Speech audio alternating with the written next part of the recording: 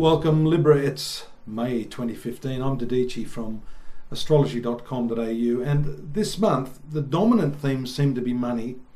Firstly, that full moon that takes place in your second house of finances in the sign of Scorpio on the 4th is an important one, and then it cycles around to the new moon in the 8th house of shared resources on about the 18th of May. So this, what we call the second 8th house axis, is dominant, not only for those two lunations that are taking place, but also because we see on the 1st of May Mercury, Mars and Sun also transiting this area, with Mercury moving out into your 9th house on the 1st of the month to try to catch up to Venus, which is already there. But so that dominant theme is very much to do with money. Now, because the weight is in favour of the 8th house, especially with the new moon taking place there, this 8th house has a lot to do with shared resources or the money that's pooled together. So, for example, a married couple who have a joint bank account, or a business partner who invests in your business. That sort of relationship, which is underpinned by the financial relationship you have, is what's going to attract your attention this month. Now, 8th house also has to do with death, wills, legacies, insurances, taxes, annuities, all that sort of thing. And these are the issues that I'd be recommending you need to work with to get all your finances and your banking in order. The global situation isn't good right now, so you need to look at all of this stuff in the larger context. You are becoming more serious, as I mentioned to you last month, having that continuing presence now, and that will continue for several years, of Saturn in this 3rd house, indicating that the way you think is a lot more solidly based. Being born under the air sign of Libra shows that you're intellectually changeable. Sometimes it's hard for you to make decisions, but I do see this as a particularly important transit too, given also that just recently you had the opposition of Venus to Saturn there from the 9th house. So you are changing your ways, and I think the new moon there will set the stage for a whole new process in the way you deal with money, the way you deal with bank managers, and the way you deal with your partners, and how you expect to handle money as a couple.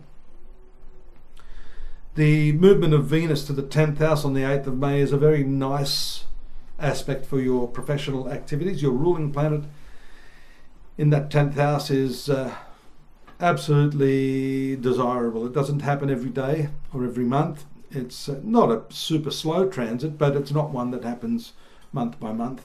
And so therefore the movement of your ruling planet there does indicate an elevation in status, an opportunity to showcase your talents, and to do it in a way that is very attractive indeed. So this is a good month to approach your employer, sit down and have a cup of coffee with them, and don't so much sell them on what it is you want. Just allow yourself to be yourself with them, and that's going to be sufficient to secure increased salary or some better working conditions if that's what you want. You could have some trouble after the 12th when Mars moves to the 9th house. Mars is a somewhat troublesome planet for you, and it is argumentative in its basic nature. So yeah, the 9th house has to do with religion, politics and law. You've got to avoid those sort of areas because you could be rather volatile, and in those sort of topics even more so.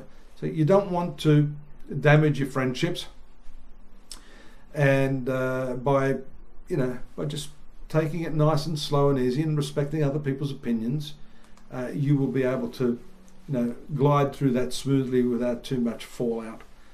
The retrogression of Mercury on the 19th, which takes place around that new moon that I mentioned, is an important one.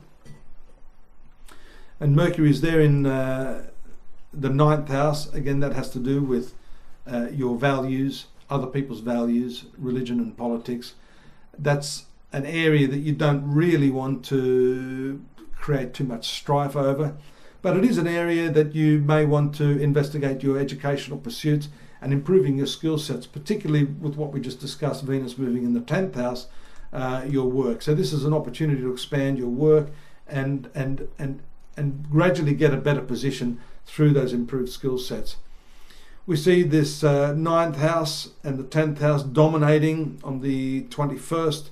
We have the movement of the Sun to the 9th, then Venus continuing through the 10th house, with Mercury in the 9th conjoining Mars and Sun conjoining Mercury in the 9th. So a lot of focus there on journeys, travel, religion, politics, higher education, and improving your skills to better yourself down the track. I'd like to see you here next month, as I'm here every month. We'll have your month in focus again.